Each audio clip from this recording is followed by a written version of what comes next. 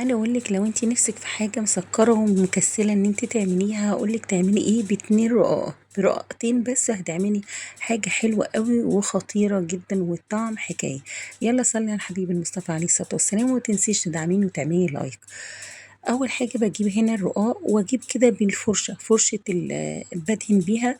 يا دوبك اخد منها يعني دهنتين كده بالسمنه، ويا ريت يكون جوده السمنه حلوه، يعني سمنه بلدي. هعملها من الوش ومن الظهر، هما 2 رقاق زي ما انتم شايفين كده، يعني يكاد كده في ربع رقاقية كده. دي خلاصة الكيس بقى خلاص. فهبتدي ان انا ادهنهم دهنه بسيطه، مش هكتر في السمنه، انا عايزه اقلل من كميه الدسم اللي فيها، احسن ما احط السمنه عليها. وهنعمل حاجه حلوه قوي وما تخطرش على البال من الرقاق اللي عندك فاضل. هنعمل حاجه مسكره. بعد كده هاخده، ودي ربع الرقاق اللي انا بتكلم عليها، واخده واحطه في فرن مسخناه وشغال يعني، على درجة حرارة عالية. ونخلي بالنا لأن الرق وهو مدهون بياخد وش جامد، أو بيعمل ما نفتحش عليه الشواية. هو يا دوبك 5 دقايق هتلاقيه كده، وخلي بالك عشان ما يتحرقش منك. اتحمص معانا وبقى حلو كده. هجيب أي طاجن عندي، ممكن أعمله في صينية، بس حبيت ان كل واحد ياخد الطاجن بتاعه في ايديه، فبتبقى لذيذه وحلوه. وطاجن كبير كده فحلو قوي. ممكن تحطي مكسرات، انا ولادي يعني احبهم الله، ما بيحبوش المكسرات ولا الزبيب ولا جوز الهند ولا اي حاجه خالص. فعملت 2 طاجن ساده ما فيهمش اي حاجه، وطاجن الكبير ده يعني فردين ممكن ياكلوا منه. حطيت فيه زبيب وجوز هند. وهبتدي اجيب الحليب بتاعي ده اول دفعه، كوب ونص. هو خد مني الكميه دي ال2 رقاقه، خدوا مني 3 كوب من اللبن او 3 اكواب من اللبن، بس يكون ساخن. الحليب يعني.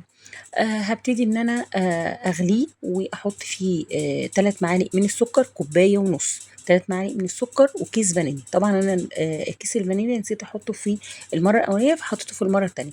فكده مجموع الحليب او اللبن 3 اكواب من الحليب. هبتدي ان انا بالمعلقه كده، بحيث انه كل الرقاق ياخد من اللبن. هبتدي اجيب بقى وش القشطه، او القشطه وش اللبن، بكون مشيلاها وحطها في الفريزر، فبحطها وادخله الفرن، يكون طبعا سخن ومشغله الشوايه، فبيطلع معانا بالجمال ده. طبعا ما تنسوش رشه السكر بعد ما نحط القشطه، رشه من السكر كده بتديله طعم كرمله كده حلو قوي. طبعا ولا دهنا البرام ولا اي حاجه، الطاجن ما بندهنوش ولا اي حاجه، هي اكتفينا بالسمنه اللي فيه الراء. طبعا بنحط بقى القشطه اللي بيحب القشطه، المكسرات اللي بيحب المكسرات، وزبيب وجوز هند. وحكايه بقى، وكلي وادعي لي بقى. يعني لو نفسك في حاجة حلوة ما خدتش مني وقت.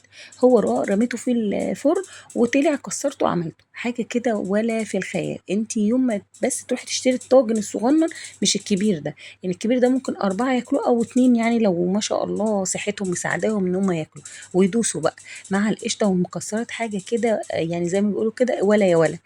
بنتي بقى بتوريكوا الطاجن بتاعها حلو قوي وجميل. وانا ولادي يعني دايما يحبوا الحاجه ياكلوها سخنه دافيه.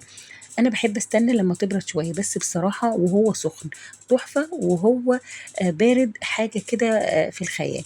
يلا بقى، لو وصلت لحد هنا بتتفرج على الفيديو، اتمنى منك تعملي لايك وكومنت كده حلو زيكم، ومتابعه صفحتي مطبخ ملك. وما تنسينيش تقولي لي رايكم في التعليقات ايه، وشير الفيديو لكل اصحابكم.